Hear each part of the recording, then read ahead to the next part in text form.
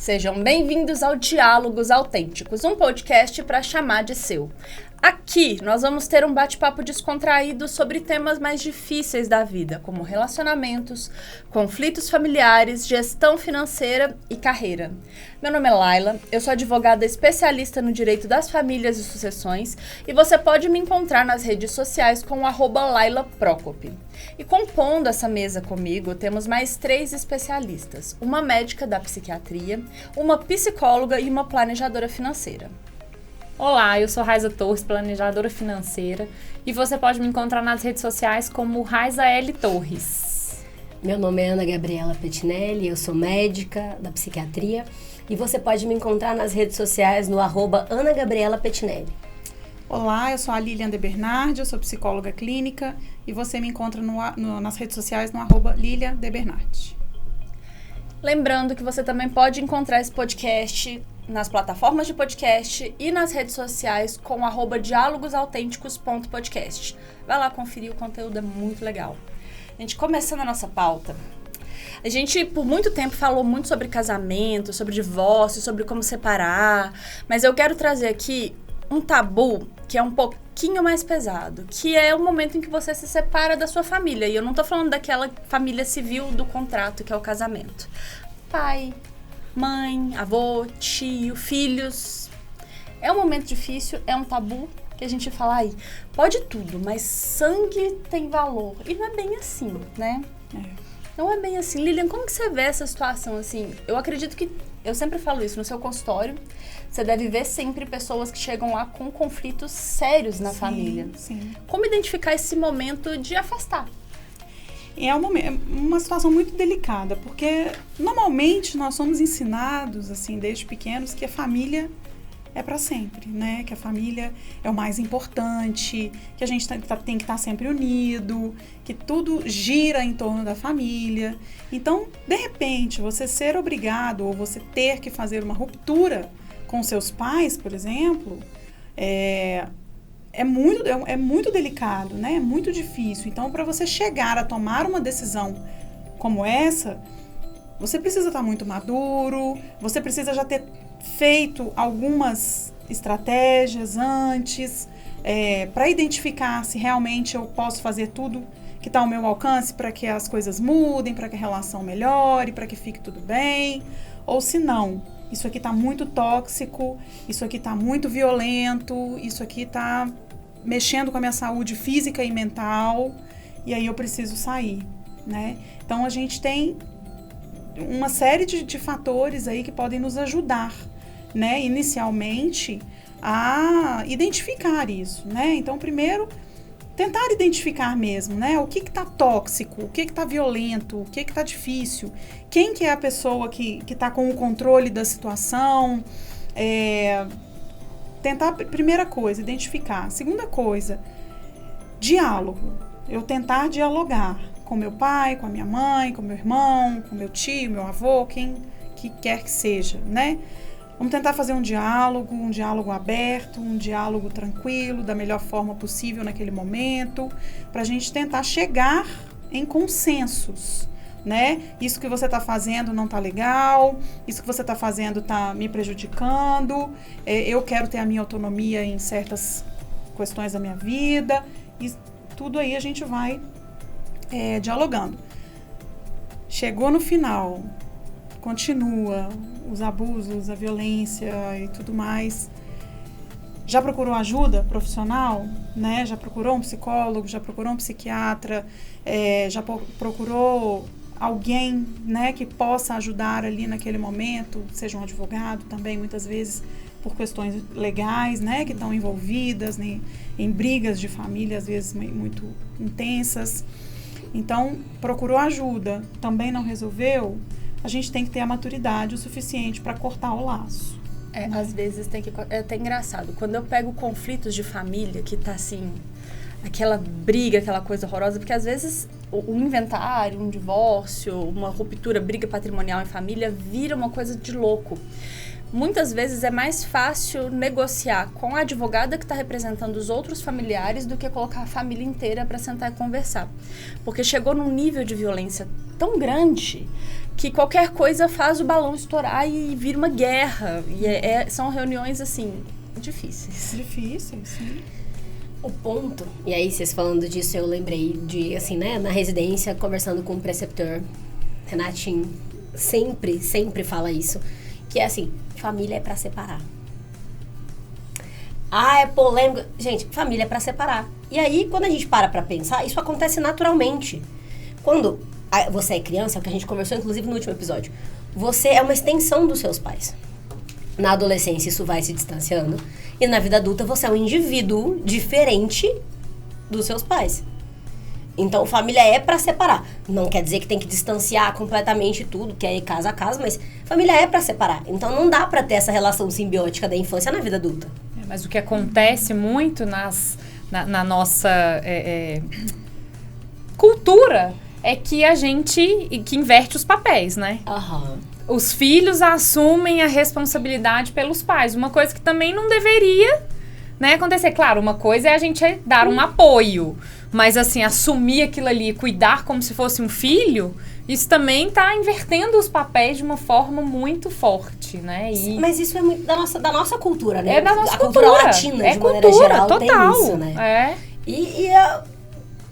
Lógico que é uma pessoa com quem você tem uma relação, pessoa próxima, você não vai abandonar, né? Até porque a gente tem questões legais aí que impedem isso. Mas há um limite de que posição você vai ocupar na vida dessa pessoa. Né? Essa questão, né, de ser cultural. Eu vivi na Inglaterra, quando eu morei lá. Lá é muito comum, como também nos Estados Unidos, as casas de repouso. A pessoa já paga a casa de repouso durante a vida inteira para ela não ter que ficar sendo uma responsabilidade dos filhos. Aqui no Brasil, quando a gente fala de casa de repouso, é um absurdo, né? As pessoas se sentem abandonadas pelos filhos. Pensar em ir para uma casa de repouso é um abandono, e não é bem assim. Pro idoso, às vezes, é muito melhor estar dentro de uma casa de repouso, que ele vai ter... Ele vai ficar muito menos abandonado. Do que se ele estivesse em casa. Do que se ele estiver em casa. Porque vai estar lá com suporte da equipe de enfermagem, psicólogo, fono, educação física, e com outros idosos que têm a mesma cabeça, tendo o mesmo convívio, e o mesmo ritmo de vida. O mesmo ritmo de vida. Vocês viram? Esses dias eu vi uma reportagem, eu acho que foi da Veja, não sei, mas sobre pessoas que entram na terceira idade, 70 mais, e estão construindo repúblicas com os amigos idosos. Eu achei sensacional, gente. É isso. Só que isso exige planejamento. E inclusive, exige esse pai, eu penso, esse idoso que decidiu ir e morar com os amigos. É uma pessoa que preservou a própria autonomia e decidiu se afastar um pouco, porque afastamento não é rompimento definitivo. São coisas diferentes. E provavelmente eles têm uma relação mais saudável com os filhos, que não é aquela coisa em casa, aquela dependência mesmo, né? Emocional e financeira, que às vezes muitos idosos também não se preparam, muitas pessoas durante a vida adulta não se prepararam para chegar na vida, né? Na terceira idade ali, na vida idoso ali, e não tem condições financeiras de cuidar, de sobreviver. Então, dependem financeiramente dos filhos para se manterem ali. Então, é o que eu falo, gente. Brasileiro tem essa dificuldade de planejar o futuro, mas isso é essencial para que você tenha essa autonomia. Eu vou sair daqui da minha casa, vou alugar minha casa e vou morar com os meus amigos. Ou o contrário, vou transformar a minha casa numa república, tendo condições de fazer isso. Vou trazer amigos para morar aqui, vou continuar com a minha independência, manter minha vida aqui, e não quero depender dos meus filhos para olhar nada para mim aqui. E aí essa pessoa só consegue fazer isso se ela tiver criado 3 principais reservas, né? A emocional, ela tem um laço social que permite Física. isso. Física, especialmente muscular, pra conseguir ser independente. Sentiu uma indireta. E financeira. Todo mundo tem que pensar nisso. Porque não dá pra você decidir isso com 95 quando você não levanta mais da cama sozinha. E a principal nesse caso, além de tudo junto com tudo isso, é a financeira, né? Porque se a pessoa não tem uma condição econômica pra fazer isso, Nada Mas disso é nesse possível. ponto, eu acho que a financeira se mistura muito com o emocional. Porque se você tem um filho e você, desde o início, coloca na sua cabeça que ele que vai te prover... Por exemplo, tem muito aquilo... Ah, mas você não quer ter filho? Quem vai cuidar de você quando você estiver velho? Se você tem filho pensando nisso... Já é da provavelmente cultura mesmo, cuidador. né? Não, e você vai criar um filho para É ele muito mais cuidar barato. de você e você não desenvolve autonomia emocional. Porque você vai se dedicar àquele filho porque ele é sua salvaguarda do futuro. Só que não é assim. Gente, Fora o peso e a carga emocional que você coloca em cima deste filho. Exatamente. Que está sendo criado para cuidar de mim. Exatamente, gente. Então E isso é muito perigoso. você apaga a sua vida para cuidar de uma criança que tem essa obrigação de crescer e cuidar de você. Sim. E como que vai ser a relação dessa criança com o dinheiro? Porque é uma criança, por exemplo, vai olhar e vai falar assim, gente, eu nunca vou poder ganhar só pra mim, porque eu tenho que ganhar pra mim, pro meu pai e pra minha mãe. Como é que eu vou casar? Se, por exemplo, 10 daria E olha pra que mim, eu vou ter interessante, 30. eu tive uma cliente que ela tinha exatamente esse pensamento. Eu preciso aproveitar tudo que eu posso do meu trabalho hoje, porque lá na frente vou ter que sustentar os meus pais. Eu falei, mas se você fizer isso agora, você não vai ter nem pra você nem pros seus pais. Se você não se planejar e não cuidar disso agora, da sua vida futura agora, você não vai ter nem pra você e muito menos pra ajudar os seus pais.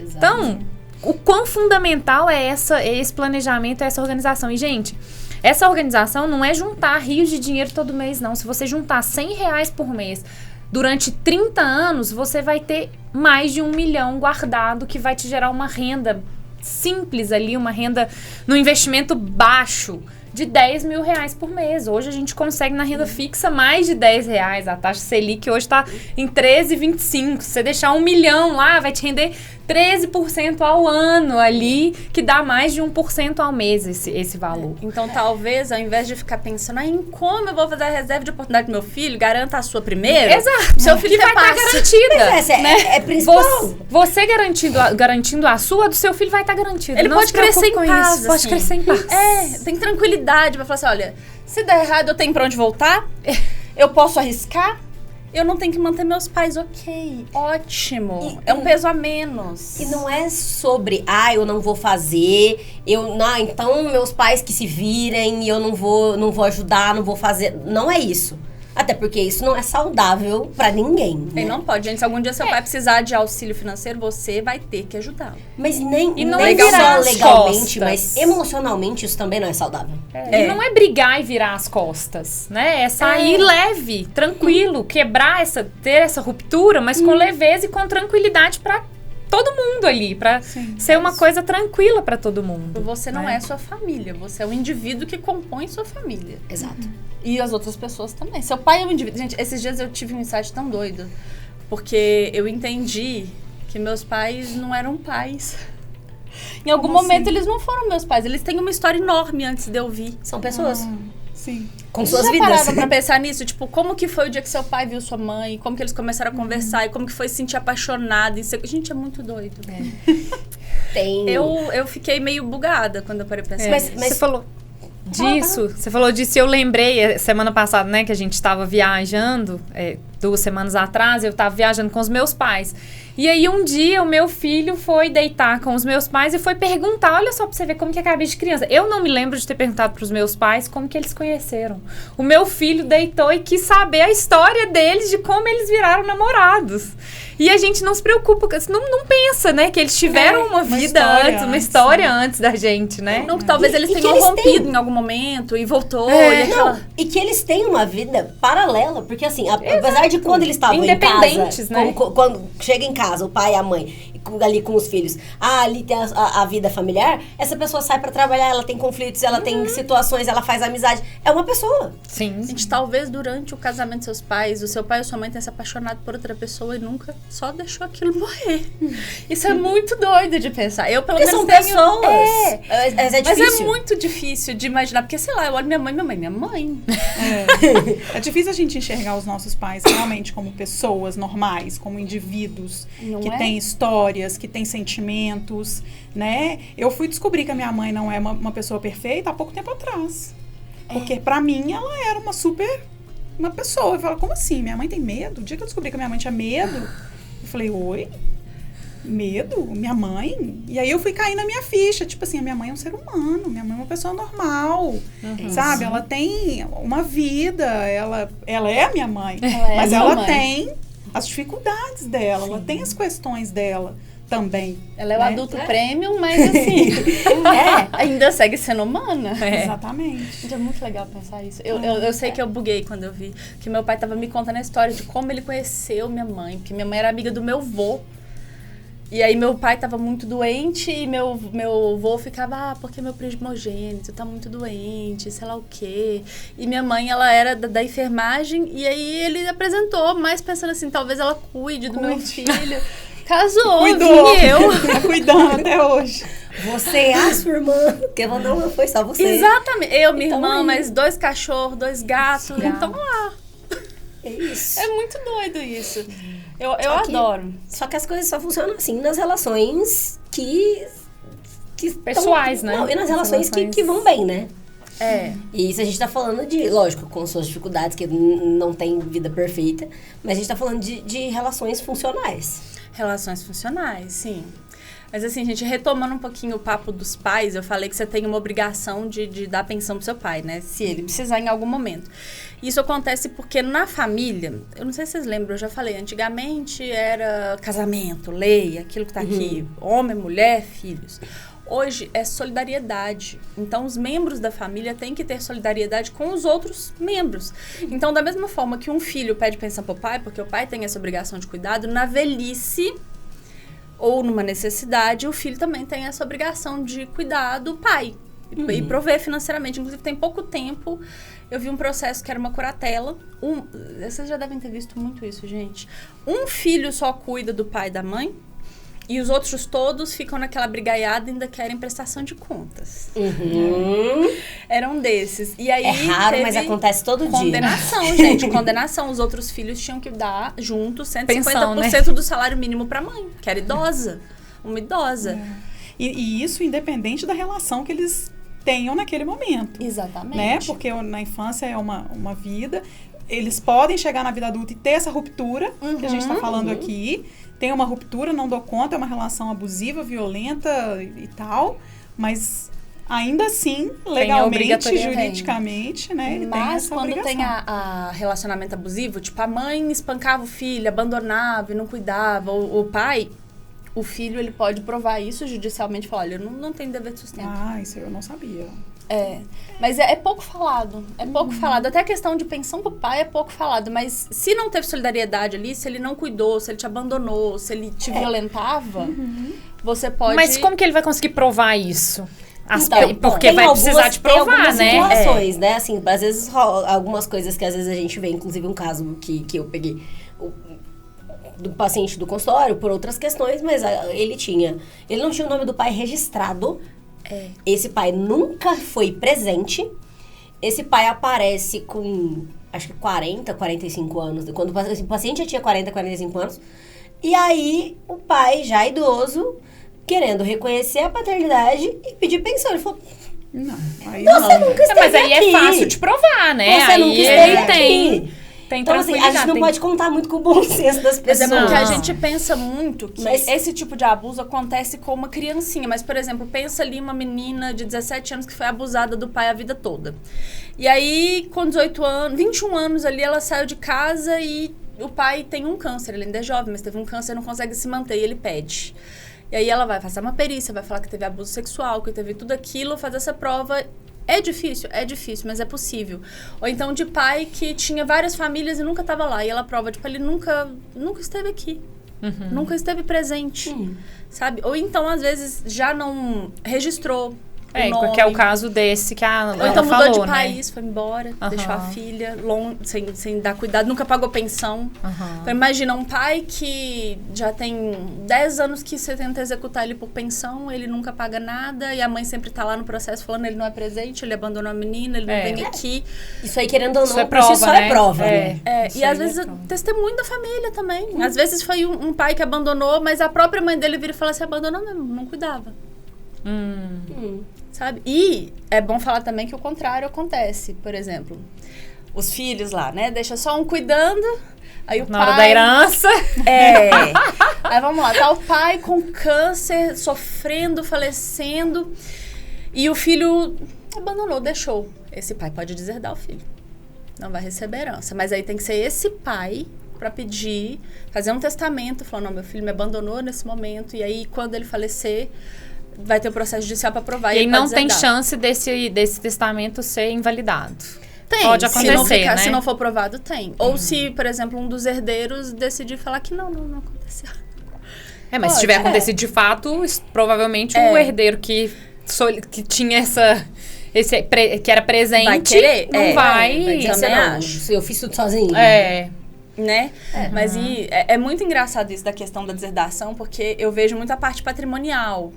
O pai, porque se você não fizer isso, não fizer aquilo desse jeito, eu vou te deserdar, a gente não vai nada. É muito difícil deserdar alguém. Por lei, você consegue reverter tudo, né? E assim, eu falo deserdar porque é o mais usado, né? Mas tem a deserdação e tem a indignidade. Indignidade é Suzane von Richthofen. É uma situação onde a pessoa claramente não era colaborativa. Mas né? que ela é uma criou um curiosidade. problema. Junto lá no artigo que fala que se você tentar matar seu pai, se você matar seu pai, você vai ser indigno. Tá, também que se você fizer atos ilícitos com a sua madrasta ou seu padrasto, você também é indigno. Então, se você pegar a sogra, perde direito à herança. Pegar sua madrasta, você perde o direito à herança. E acontece. Que loucura. Acontece. E mãe também, mãe ou pai que pega a esposa. Não, eu nunca escutei histórias próximas a mim, mas eu já vi um programa, inclusive em inglês, que a mulher tava revoltada porque o marido abandonou ela pra ficar com a mãe dela. Tipo, o marido foi ficar com a sogra. Gente, e eu fico pensando isso, tem uma família no TikTok que são uns homens, assim, aí bombadinhos, assim, bonitos. O pai deve ter uns quase 60 anos, mas bonito, assim, cabelo branco, e os filhos também lindos. E aí eles ficam falando que pegaram a mesma pessoa. Eu fico tipo, gente, que perigo. Ficar divulgando isso publicamente. Caracterizou ali uma união Estado, imagina. É complicado. Eu tô brincando, não acontece assim, mas...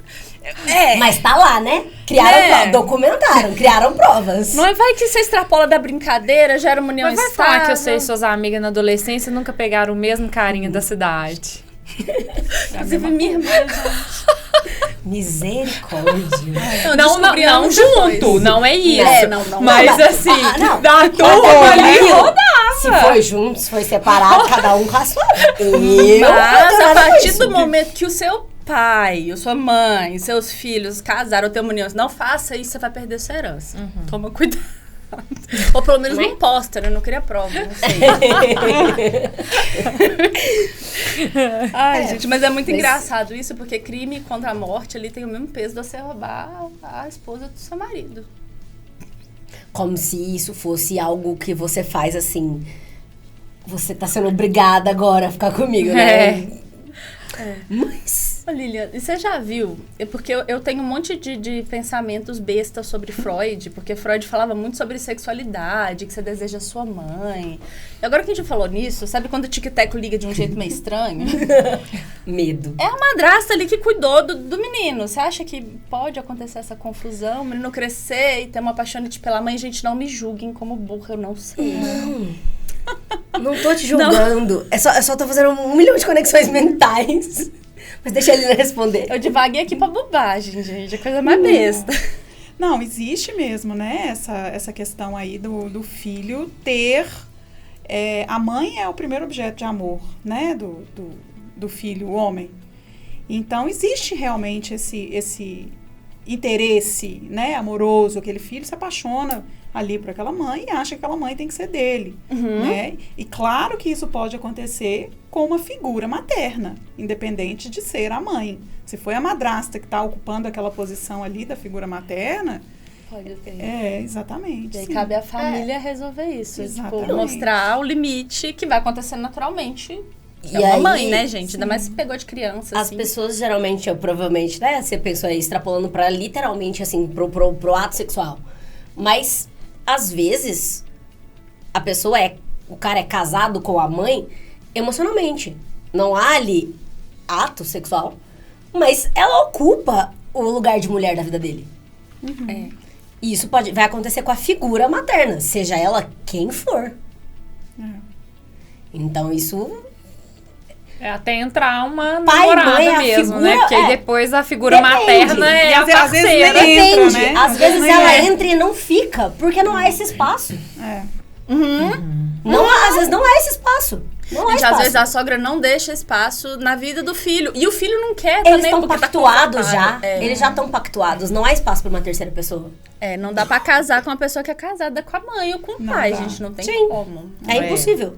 Não, é? A coisa não tem como dar certo. Você Isso, não porque está não tem espaço. emocionalmente envolvido com a outra pessoa, né? Você tá, é isso que a Ana tá falando, não tem espaço para uma relação. Eu tô envolvido.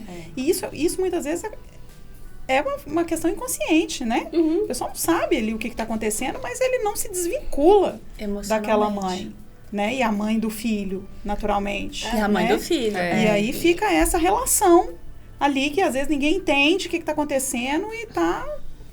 E o pai da filha também, gente. Não, a gente acaba falando muito mãe, da mãe e do filho, porque às vezes é mais comum. É. De você ver essa relação que a mãe ocupa esse lugar na vida do filho. É mais comum do que... E também por sermos isso mulheres, ser, né? Isso por Porque aí ser a gente duradouro. parte desse espaço. É impossível viver o mundo sem partir do seu próprio ponto de vista. É impossível. É impossível. Mas aí mostra até essa necessidade de ter um Só que- distanciamento, né? Sim. Novamente. Só que já é uma relação disfuncional. É. E aí, ela não é uma relação disfuncional pela violência, mas ela é uma relação disfuncional. E agora eu vou jogar uma bola aqui pra você, Raiza. Às vezes uma mulher, ela tá vendo ali essa situação, meu marido é casado com a mãe, mas eu ainda quero tentar. Vamos jogar uma responsabilidade financeira em cima desse cara e tentar puxar.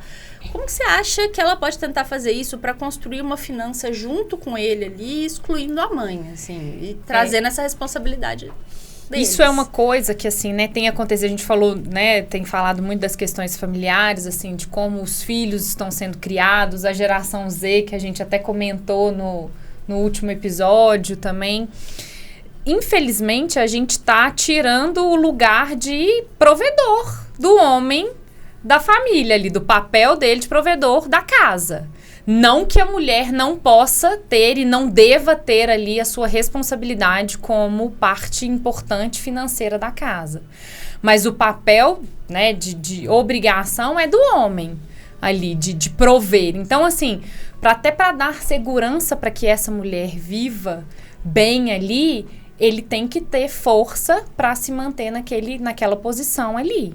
E a mulher, ela pode começar a estudar, a entender de como planejar financeiramente, o que eu vou fazer aqui para trazer o meu marido para esse lugar aqui, ele entender que agora a vida é nossa, agora não, porque talvez já tem 10 anos de relacionamento e ainda tá naquela coisa ali de a mãe depende da mãe. E aqui eu queria até fazer um adendo. Você que tá assistindo e falou assim, mas eu não concordo com esse papel do homem provedor. Ok, mas esse é o ponto de vista da Raiza, então entenda que se você quer um homem provedor, esse é um raciocínio.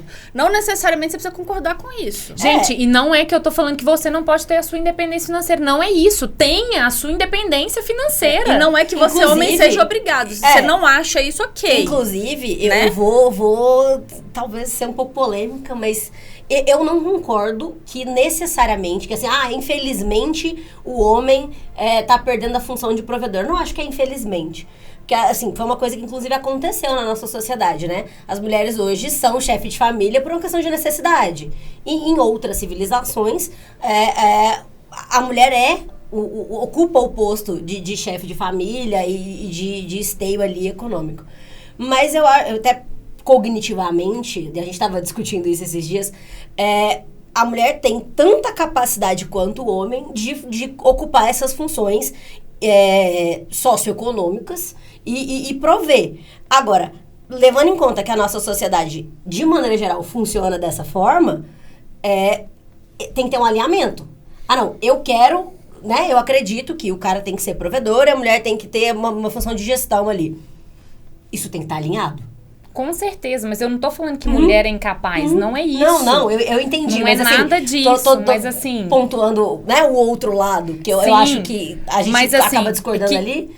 que infelizmente, por exemplo, né, tem acontecido muito, porque eu tô com muitos amigos solteiros, separados e tudo, e tem que falar, tá impossível de sair porque fica naquela questão assim, eu tenho um amigo que ele falou, fui convidar uma menina pra sair, ela falou, hoje eu não tô podendo. Aí ele falou, não, eu estou te convidando porque eu vou pagar pra você. Porque tem virado uma questão, assim, agora tudo é dividido. 50%, tudo é dividido por igual. Conta tem que ser dividida por igual. A gente entra de novo numa mudança de paradigma.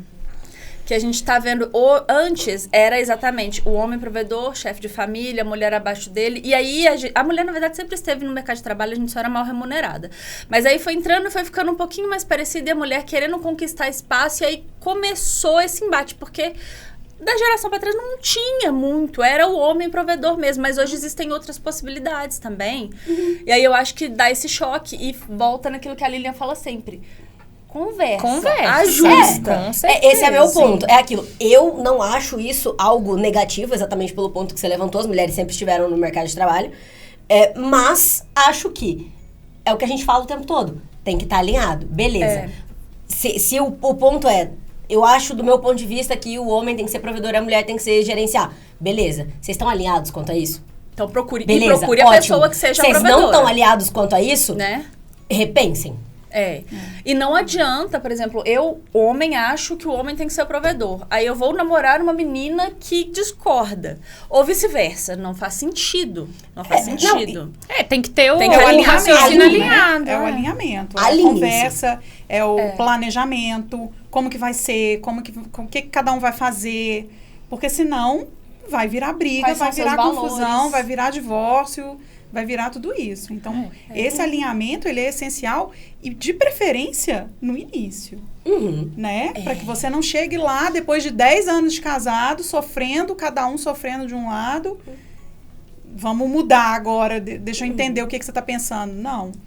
Vamos alinhar as coisas no começo. Isso é tão marcante, gente, que você que está assistindo o episódio, são 4 mulheres aqui que já se conhecem há um tempo, que decidiram se juntar para falar de um podcast e a gente tem opiniões diferentes. Com certeza. Não daria pra casar, isso é saudável, por exemplo. mas isso é saudável, até com o exatamente. casamento, Esse é o gente. ponto. Mas até com o parceiro ali, com o marido, a gente tem opiniões Entender diferentes, os mas a limites. gente conversa pra ajustar ali e alinhar aquelas E nem sempre divergências. funciona. Da primeira vez, às vezes você vai precisar ter 5 conversas sobre o mesmo assunto para você chegar ali a um ponto comum. É um ponto de equilíbrio, né? Exato. Um equilíbrio. E a ali gente que volta vai. no ponto do que a Laila trouxe agorinha, né? Tipo assim, eu não pensava que meus pais eram pessoas. Mas eles passaram exatamente por esse processo. 2 pessoas diferentes, com criações completamente diferentes, que resolveram constituir família.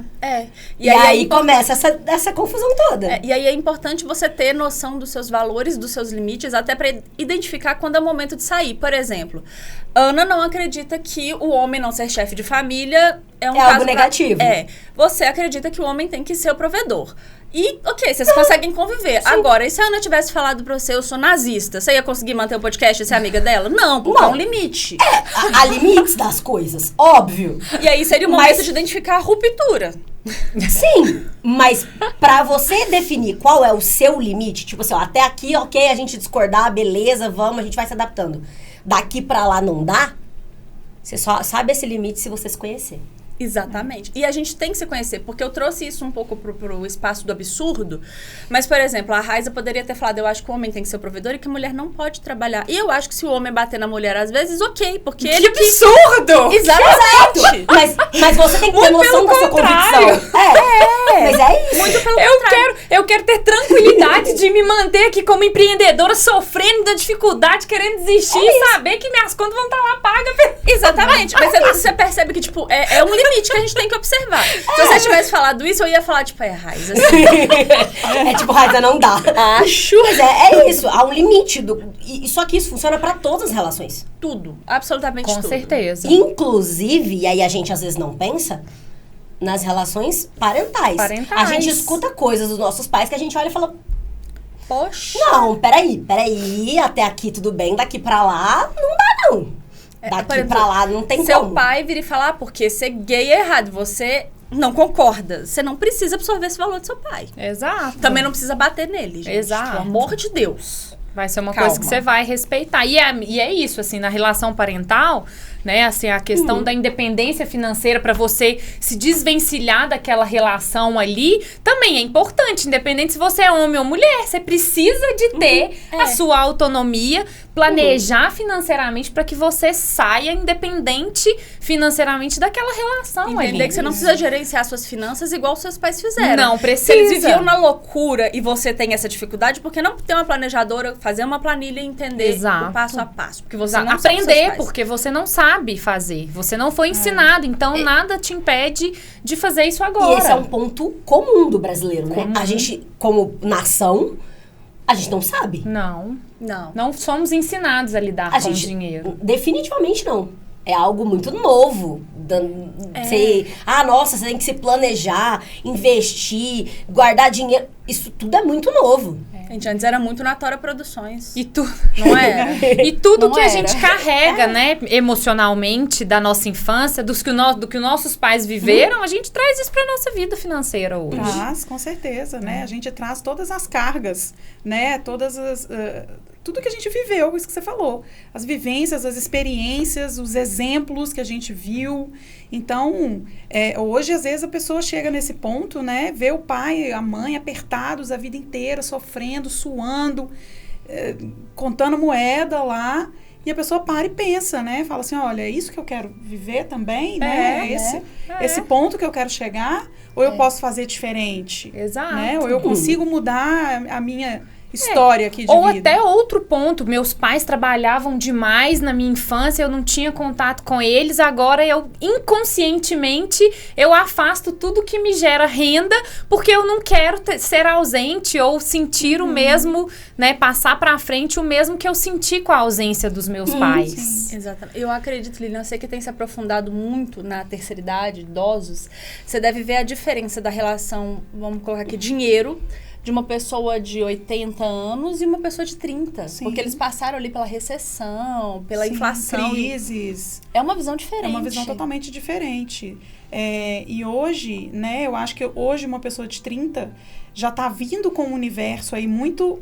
Como a Ana falou, o brasileiro não tem essa experiência, mas hoje se fala muito mais de investimentos, a própria reforma aí da aposentadoria, né? Como é que vai ficar, como é que é isso. Então, a pessoa já pensa em outras alternativas para esse futuro, né? Do que uma pessoa que está com 80 anos hoje, que muitas vezes pensou nisso. Eu vou aposentar para viver de aposentadoria. Exato. Meu pai, gente. Meu pai, na cabeça dele, era... Faz concurso. Faz concurso. Faz concurso porque vai garantir a sua aposentadoria. Então, assim, e aí eu sempre fiquei, não, eu não quero concurso pra minha vida, eu não quero ter aquela... E na cabeça dessa geração, da geração do meu pai, né, dos nossos pais, era muito isso, arrume uma coisa que vai te dar uma estabilidade pra que te gere uma renda lá na frente. Hoje é o que você falou, Lilian. Corta pra Raiza empreendendo. Corta pra Raiza, sofrendo, empreendendo.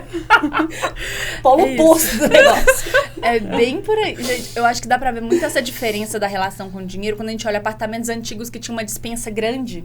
E hoje que a gente compra na semana. Eu me lembro, Não era. Laila, eu criança, eu não me lembro muito da época, né, do confisco, que foi na época do Collor. Eu tinha 4 anos. Os processos rodam até hoje, sabia? Pois é, eu tinha 4 anos. Eu não me lembro muito, mas eu me lembro do meu pai chegar com fardos de arroz, de feijão, de coisa, pra durar meses, porque já era o que ele tinha vivenciado na época do Collor. E aí ele levou aquilo por muito tempo. Né? Isso Então, é muito doido. Isso é muito doido. É Eles por não uma podiam vivência, planejar, tipo, né? gente, eu vou comprar minha salada na sexta-feira. Não podia. Não tinha isso. Exato. Você não sabe diferente. qual é o preço de amanhã, porque o preço muda durante o dia. Várias vezes durante o dia mudava, né? Então, assim, era uma coisa, Não é? uma loucura. Então, eles viveram uma questão muito difícil. E de tudo, gente. A gente, acho que essa conversa, a gente falou muito sobre distanciamento, mas a gente acabou falando sobre mudanças de paradigma, mudanças na forma de ver família, de ver dinheiro, de ver relacionamento. E assim, vamos encerrar mais um episódio.